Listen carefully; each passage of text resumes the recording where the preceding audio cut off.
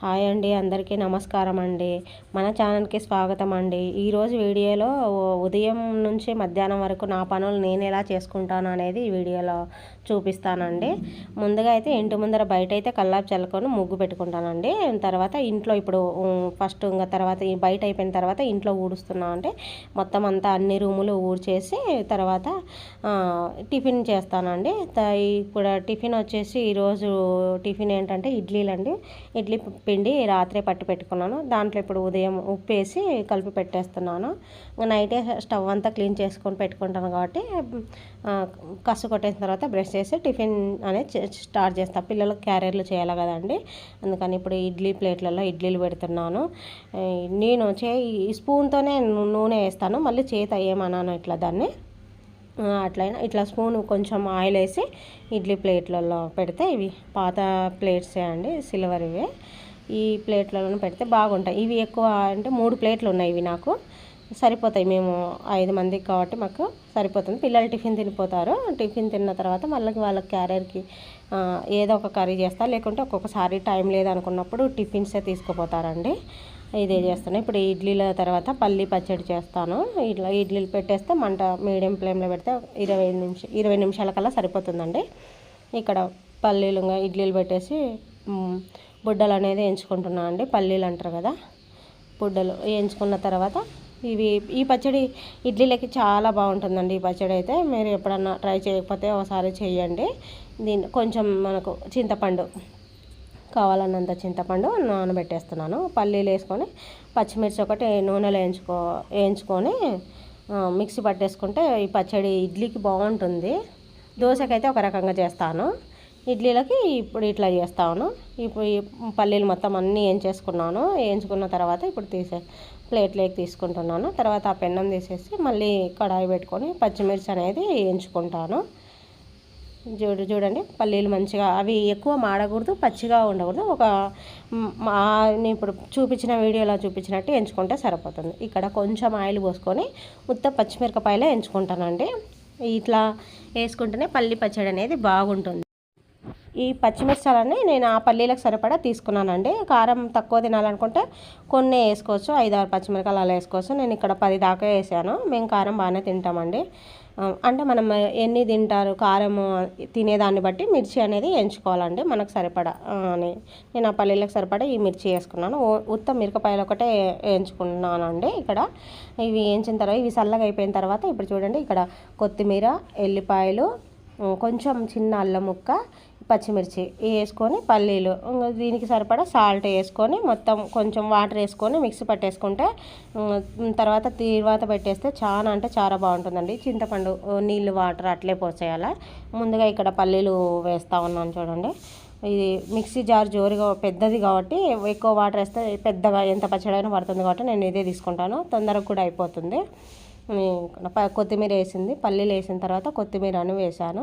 తర్వాత ఎల్లిపాయలు వేస్తున్నాను, చిన్న అల్లం ముక్క వేసాను అండి.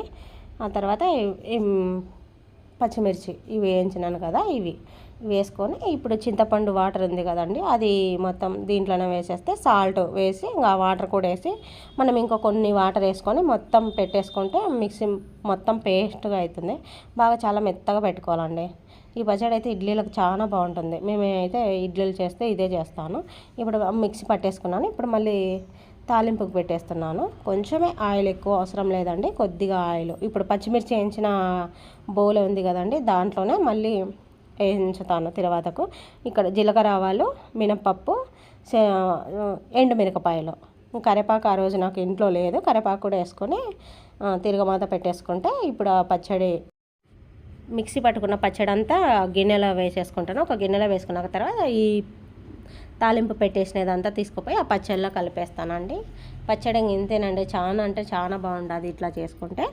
ఒకసారి మీకు తెలియకపోతే ఇట్లా ట్రై చేయండి. చూడండి, మిక్సీ మొత్తం పేస్ట్ మెత్తగా పట్టుకుంటే బాగా వస్తుంది. ఇప్పుడు అదే తాలింపు అనేది గిన్నెలో వేసేస్తున్నాను ఇక్కడ. చూడండి, అలాగే మీరేం టిఫిన్ ఈరోజు ఏం చేసినారో నాకు కామెంట్ సెక్షన్లో కామెంట్ చేయండి. అలాగే మన వీడియోను లైక్ చేయండి, షేర్ చేయండి, సబ్స్క్రైబ్ చేసుకోండి. కొత్తగా మన ఛానల్ ఎవరైనా చూస్తుంటే సబ్స్క్రైబ్ చేసుకోండి, నన్ను సపోర్ట్ చేయండి. ఇప్పుడు ఇక్కడ ఇడ్లీలు ఒకసారి చెక్ చేస్తానండి. ఒక 15 నిమిషాల తర్వాత పెట్టి చూస్తాను. పిండి మనకు చేతికి అంటుకోకుంటే ఇడ్లీలు రెడీ అయిపోయినట్టు అండి. ఇప్పుడు కొంచెంసేపు మళ్ళీ ఒక 5 నిమిషాలు అలా ఉంచేసి పని చేస్తాను. ఇంకా టిఫిన్ తిన్న తర్వాత పిల్లలు పోయిన తర్వాత ఇప్పుడు మిషన్లో అనేది బట్టలు వేసేస్తాను అండి. బట్టలు రోజు అయితే పిండనండి, 2 డేస్కి ఒకసారి పిండేస్తాను. ఫస్ట్ ప్యాంట్లు షర్ట్లు అవి ఉంటాయి కదండి, అవన్నీ వేసేస్తాను. తర్వాత మళ్ళీ మా పాపవి కాలేజీకి పోయే పాపవి ఉంటాయి కాబట్టి అవి సపరేట్గా వేస్తాను.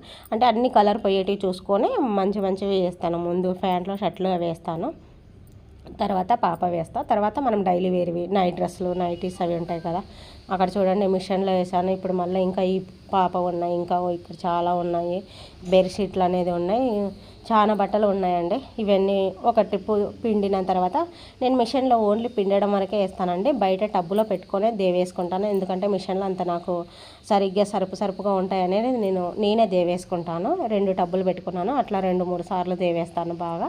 ఇక్కడ చూడండి ఆ మిషన్లో ఆల్రెడీ తిరుగుతున్నాయి. ఒక ట్రిప్ తాడు మీద వేసేసాను, కింద ఇంకా దేవడానికి ఇంకో ట్రిప్ ఉంది. బట్టలు అయితే చాలా పడతాయండి, కానీ 2 రోజులకు 3 రోజులకు ఒకసారి పిండుతాను, రోజైతే పిండనండి. ఇవన్నీ వెనక చూడండి 2 తాళ్ళు ఉన్నాయి, ఆల్రెడీ ఒక తాడు వెనక వేసాను, ఇంకో తాడు కారేసాను అని చూపిస్తూ ఉన్నాను ఇక్కడ వీడియోలో. బట్టలే పెద్ద పని ఎక్కువ, కాకపోతే మిషన్లో వేస్తాను కాబట్టి పెద్దగా ఏం అనిపించదు. బాగా ఎండ వస్తుందండి, అప్పటికే టైము 11 అయినట్టుందండి, 10:30 11 దాకా అయినట్టుంది. పైన ఎండ చూపిస్తున్నాను మీకు. ఇప్పుడు బట్టలు పిండేసిన తర్వాత ఇంకా బట్టలన్నీ అయిపోయిన తర్వాత ఇప్పుడు మళ్ళీ వంట అండి. ఇక్కడ మొత్తం వంట చేసేదంతా చూపించలేదు, ఇక్కడ రసం ఉడుకుతుంది. పప్పుచారు అంటారు కదండి, అది చేశాను రసము.